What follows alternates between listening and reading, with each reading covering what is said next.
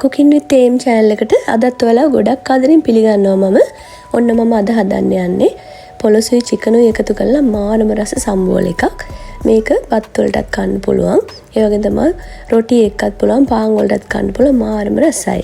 අපි හදලා බලමුද එහෙනම්. මුලින්ම අපි අරගන්නවා පොලොස් වලින් මම කෑලි අරගෙන තියෙනවා කපලා. කෑලි 6ක් විතර අරන් තියෙනවා. චිකන් වලින් කටු නැති චිකන් වලින් ග්‍රෑම් 200ක් විතර අරන් තියෙනවා.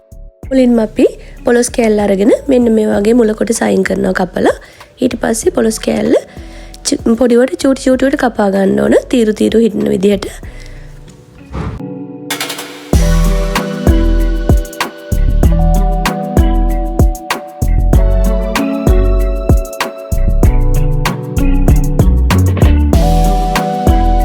මෙන්න මේ වගේ පොඩිවට කපාගෙන තියෙන්න ඕන පොලොස් ටික.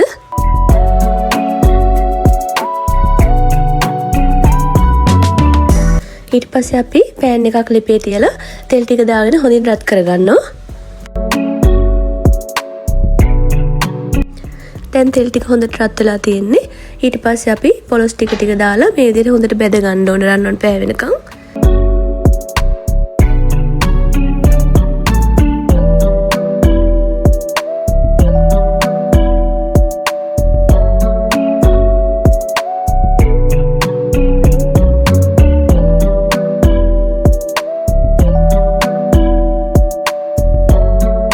මෙන්න මේ වගේ පොලොස් ටික බෙදලා තියෙන්න ඕන. මේ ඔයාලට ඕන නම් කැමති නම් තම්බලා පොලොස් ටික අරගෙන බෙද ගන්නත් පුළුවන්. දැන් අපේ පොලොස් ටික බෙදගෙන ඉවරයි. දැන් අපි චිකන් ටික බෙද ගන්න ඕනේ මේ විදිහට. ඒකත් හොඳට රන්වන් පැහැවෙනකම් බෙද ගන්න ඕනේ. චිකන් එක බාගෙට බෙදගෙන එනකොට අපි ලුණු ටිකක් එකතු කර ගන්නවා.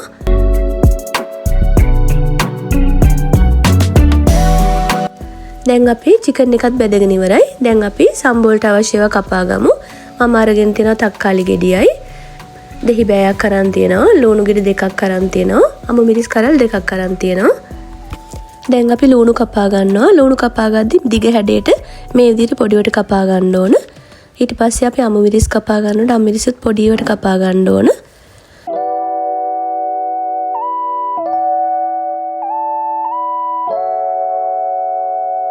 දැන් අපි තක්කාලි ගෙඩියත් කපා ගන්නවා. තක්කාලි ගෙඩිය කපා ගන්නකොට ඒකේ මේ මැද කොටස අයින් කර ගන්න ඕන. මොකද වතුර වගේ තියෙන හින්දා. ඊට පස්සේ අපි තක්කාලි ගෙඩියත් මේ විදිහට පොඩියට කපා ගන්නවා දිග අතට.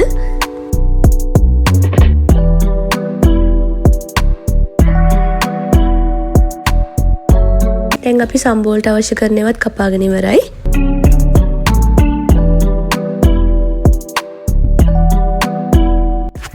මුලින්ම අපි බෙදගත්තු පොලොස් එකට චිකන් එකතු කරගන්නවා. ඊට පස්සේ ලුණු ටික එකතු කරගන්නවා.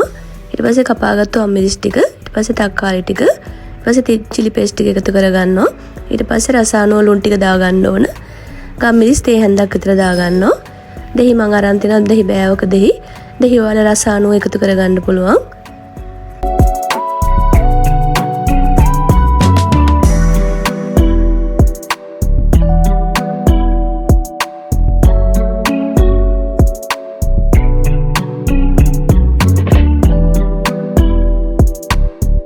ඊට පස්සේ මෙන්න මේ විදිහට හොඳට අනා ගන්න ඕන.